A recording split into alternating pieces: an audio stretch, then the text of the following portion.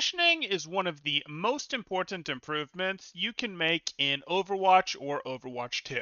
But what does good positioning look like in Overwatch 2? Is it the same as Overwatch? Do we just look at it and say, oh yeah, that makes sense, do what you did in Overwatch? Or has taking a tank off the board put us in a situation where now positioning looks different? Different for tanks? Different for everyone? How does this work? Well, little bit of both. Some of this is we can look at Overwatch 2 and say, hey, the concepts of positioning still mostly hold true. You want your good map control. But another thing that we look at is moving into Overwatch 2 and the scariness that is a 700 HP being able to jump on top of you has, for a lot of people, caused them to sort of get scared and cower and sort of go safety in numbers, let's all stack together, which isn't really the best way to play and is something that people will have to consciously correct. You may yourself be a victim of this. So what does good positioning look like? Well, we're going to see a good example here in Atlanta Reign versus Shock,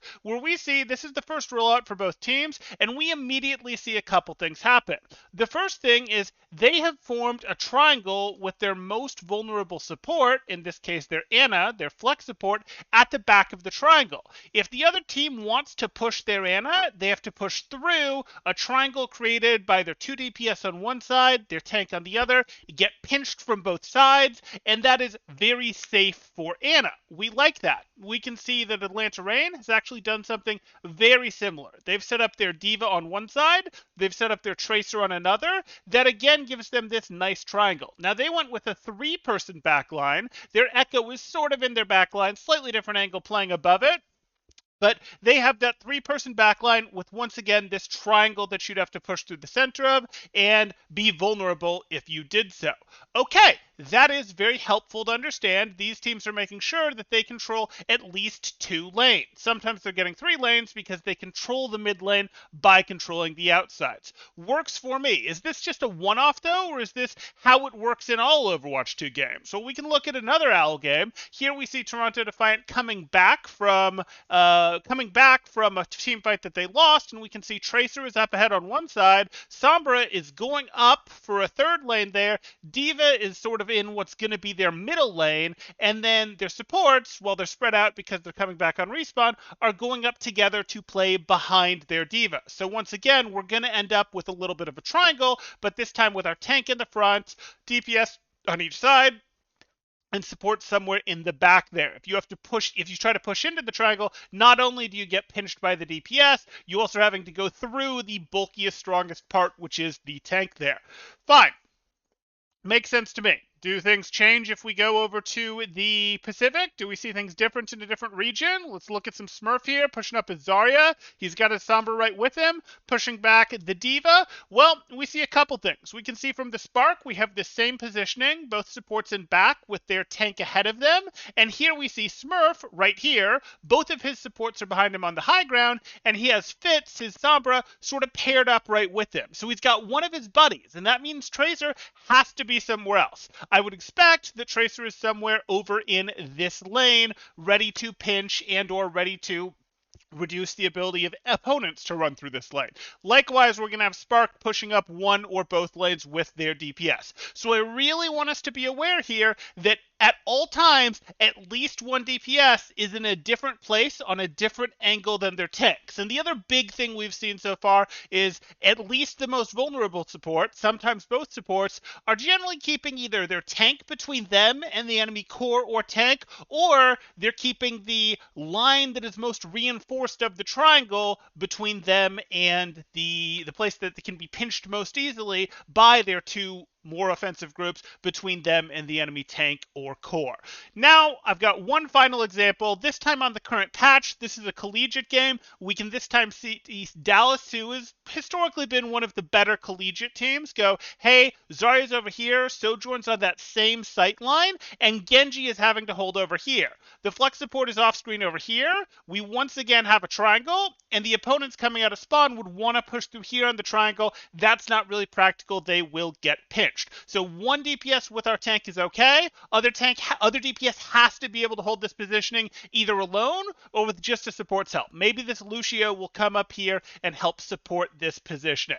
What you're generally going to find is the more mobile supports, the Mercies, the Lucios, the Kirikos, to a lesser degrees, the Moiras and the Briggs can go support a DPS or support a more aggressive position and sort of float between the positions. They'll be like liberos, sort of that role that Devo would have filled in old Overwatch 1 in where they can go with things. Makes sense to me. If you're running double flex support, you're instead going to find things look a little bit different, where you might go, hey, we want to have both of our supports sort of with our tank between us and the enemy team, or in such a situation where, hey, if they try to run in, they get pinched by our DPS or by our tank and DPS, whatever the case may be there. That is what you want, but you can actually afford, if you're getting a little bit more advanced with the double support, to spread a little bit, because the double flex support do peel for each other by effectively shooting into each other. They can have a little bit more spacing, and it will allow each of them to a little bit more easily take offensive shots, as well as prop up people who are holding in more aggressive positions there. So you might see a little bit more of a split when you're going for the double flex support here. And what I want you to see is how both of these teams are positioned is perfectly valid. We're in a situation where red team has created themselves a nice defensive triangle like this. This is where they're strongest from a push-in, so they're a little weak from this push-in from Genji here, because you don't really want the support as one of it. We're sort of protecting Soldier, not our support here, but that's going to be the life. It's okay that they're in a situation where it's tank plus one DPS, and then a support at the back with a free ranger, and our free ranger is intentionally trying to guard against this weak side. Likewise over here, we've set up a different triangle, but a perfectly valid one. DPS on one side, DPS on one side, tank really reinforcing the middle of this triangle, the most likely to force through thing. So what should you know in each position? What are our real important takeaways for this? Well, if you are playing tank, it is going to be incredibly important in Overwatch 2 compared to Overwatch 1 that you're able to engage anytime the enemy tank tries to force the engage. If the enemy Reinhardt, for example, tries to run through on your backline, you either need to be able to fight him, depending on what tank hero you are. If you're a Reinhardt, a Junker Queen, a Orisa, you might go, hey, I want to fight other tanks. Or if you're someone who's a little more divey, like a Winston, like a Wrecking Ball, something like that, you might go, no, I want to force and engage on their backline anytime he tries to push through like that. Or, that's what you're looking at. So you need to position yourself in such a way where if the enemy team's tank can push your team, you have to be able to counter push. In Overwatch 1, sometimes you had a little bit of room for air, where if you were the other tank, maybe their team pushes and your D.Va burns some defense matrix, or your Orisa pops fortify, and you can still show up before the fight is still resolved and be okay and still win the fight. That's going to be a lot less true in Overwatch 2. You are a big deal, and you have to be positioned in such a way that if the other team's tank tries to engage, you can either engage that tank or counter-engage their core. That has to be the case. You're also going to find that you generally get to play off angles a little bit less. It's totally fine to do something like this. We saw an example of this, where, hey, you have two DPS on one side, tank on the other side, or even something like this could be fine. Tank DPS on one side, other DPS on the other side. But frequently you're going to find, especially for the majority of ladder, that occupying that middle position, even if you don't really want to fight the other tank, as would be true for a Winston, potentially a Wrecking Ball, a Doomfist, someone who wants to dive past like that, even if that's the case, you might find occupying this middle can be helpful for reassuring your team and letting your team figure out their positioning more easily. The next most important thing is going to be DPS. You have to recognize that your team needs at least two angles. If you see your other DPS is standing with or near the tank, you must go take a second angle. If you're red team, for example, and you've got a Mei and Mei's choosing to play with Reinhardt, Soldier, you're gonna have to hold another angle. This is not okay. You have to hold a second angle. I know that's scary. You could get jumped on by Winston and Tracer. You could even just get jumped on by Tracer or by Genji, and that's not fun. But in order to win games, you have to maintain that map control, and since there is no second tag, and you need at least two angles, you're going to have to do it. Now, if things are working well, hopefully your supports are good, good, and this gets into our supports, and we'll realize supporting the DPS that is taking an extra angle that does not have a tank with them is going to be the DPS who should get the support. So if you have a Mercy, a Lucio, a Kiriko, something like that, look to support your solo DPS. That is going to do a lot of good as long as they're taking a separate angle like that.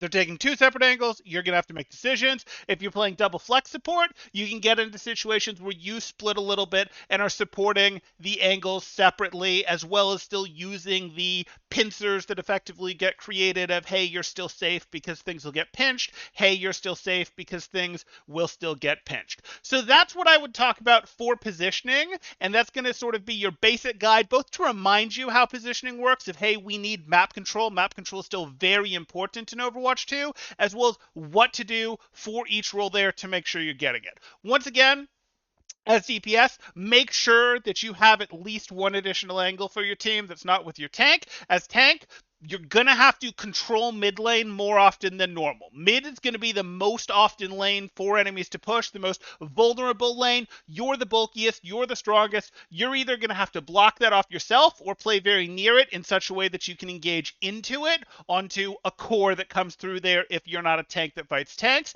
and supports. Your best bet is generally going to be keep yourself with your tank as a pivot between you and either the enemy tank or the enemy core. Sort of go, oh, they're way over here like this. Great, let me adjust like this and sort of keep my tank in the middle there. They go like this. Maybe I want to go like this. That's fine. If your tank plays a little bit off, that's fine. They're just going for the counter engage, so be it. But that for most of ladder is going to make it easier. Again, when you get a little bit more advanced, you can start doing some splitting stuff to better support your DPS.